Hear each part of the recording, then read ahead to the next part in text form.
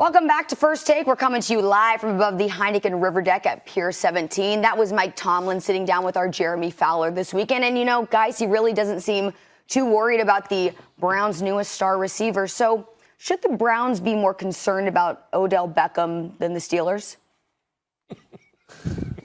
Go ahead, Ryan. Look, man. Should the Browns be more concerned about or worried about Odell Beckham Jr. than the Steelers? I think this is a trick question, but let me hear this. Do you have any foolishness look, for me? man. It's got to be the Browns.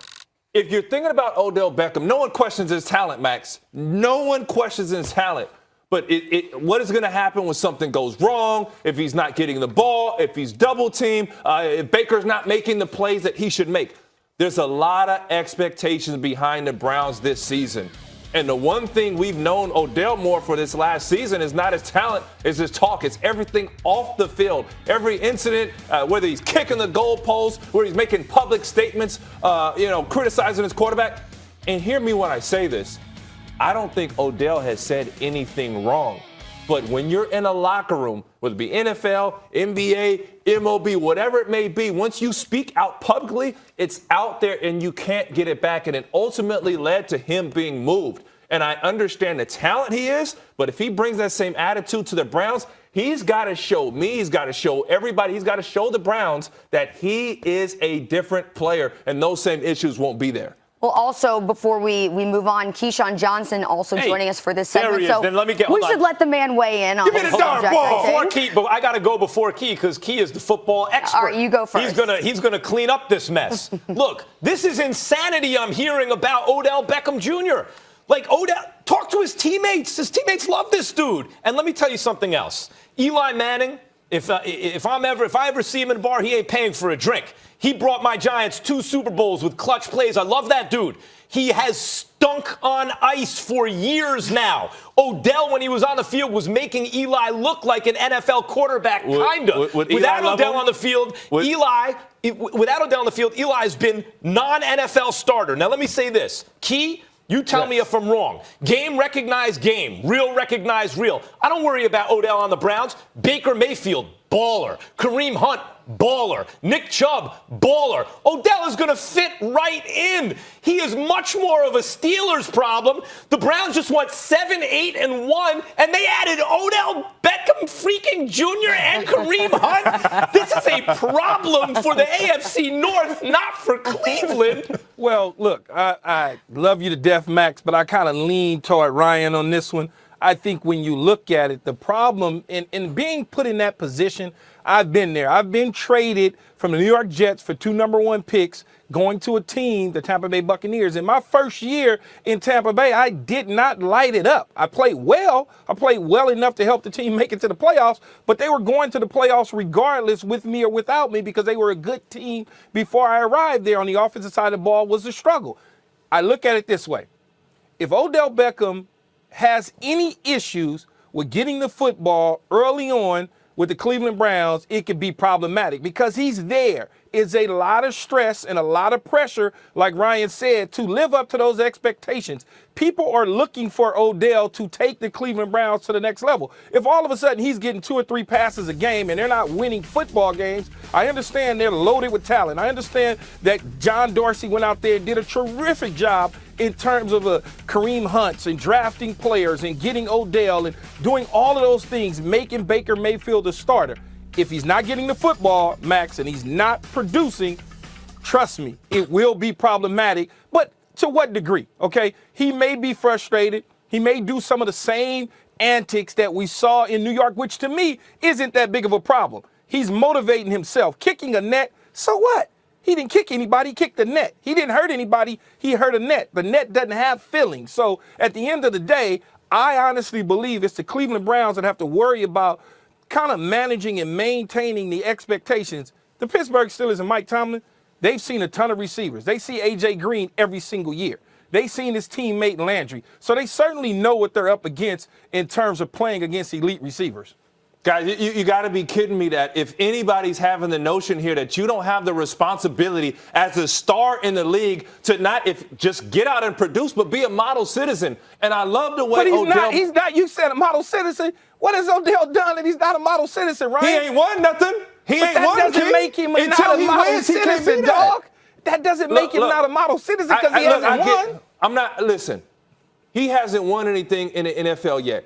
He's a star talent. I understand. Odell even said it. He said, "I can't throw it to myself and catch it." And as a matter of fact, He can throw it, though. He threw a longer pass to Eli Manning. We're not Football, denying that. Ryan, football is a little bit different, unlike your sport. It takes 11 guys. In basketball, we can get 1 or 2 guys, and it completely changes the landscape.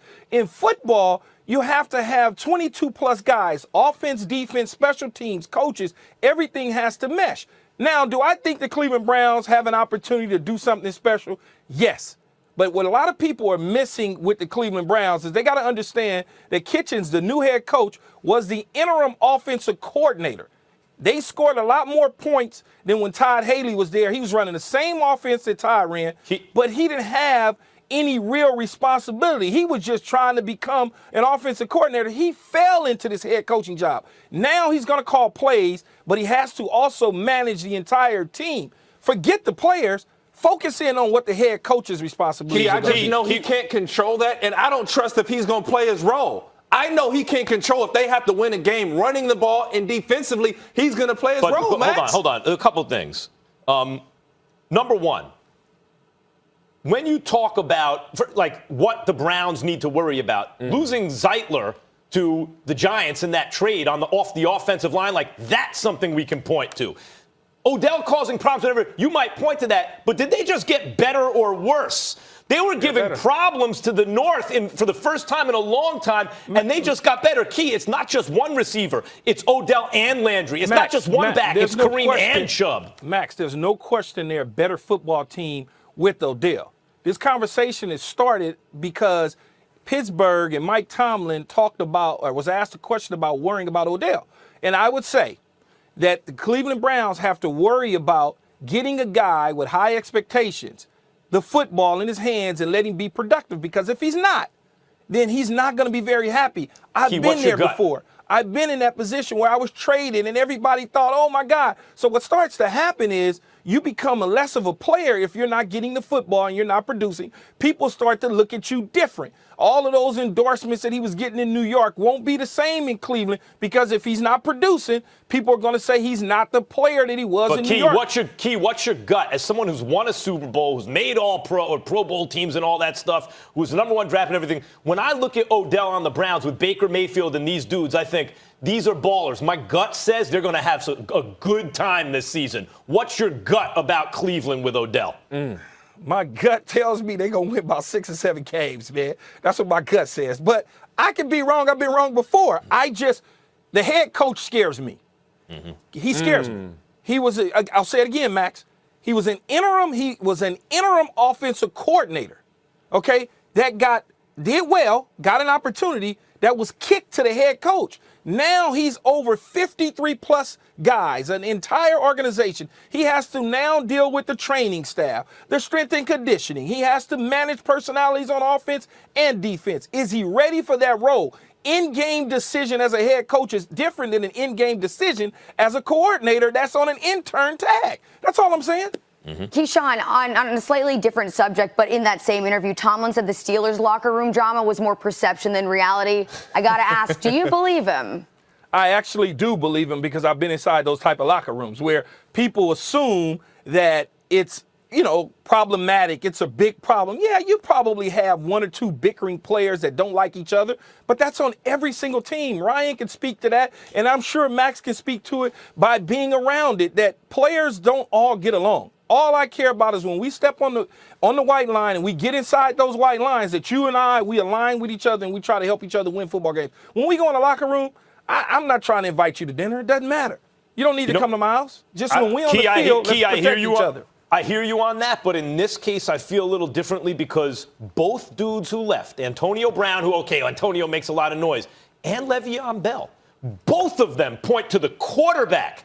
But Max, I never said that the quarterback wasn't a problem. You never heard me once say that. I said that people sometimes inside the locker room don't get along. When you step on the field, that's a different story. Now, if he is on the field and he is going out of his way to not include those players in the offensive plays like it was mentioned earlier this offseason, then that's something totally different. Absolutely. And also, when I look at this, you can't tell me at all if Big Ben actually went over to AB and made good with him, that AB still wouldn't be a Steeler. That's a problem in the locker room, dog. That's a star-to-star problem. AB wanted to get his money, too. Yeah, right, he wanted to right. get guaranteed money, which he got with the Raiders, and I don't know that he would have gotten it with the Steelers. Yeah, Key, you could All sing right, guys, Kumbaya that with is the AB all you perfect want. segue Pay him right or he's here. out. We just mentioned the topic of money. We're going to talk about that coming up in the next segment. Keyshawn, you're sticking with us. Dak Prescott is entering the final year of his rookie deal, and he may not give Dallas a hometown discount. So should the Cowboys show Dak the money? That is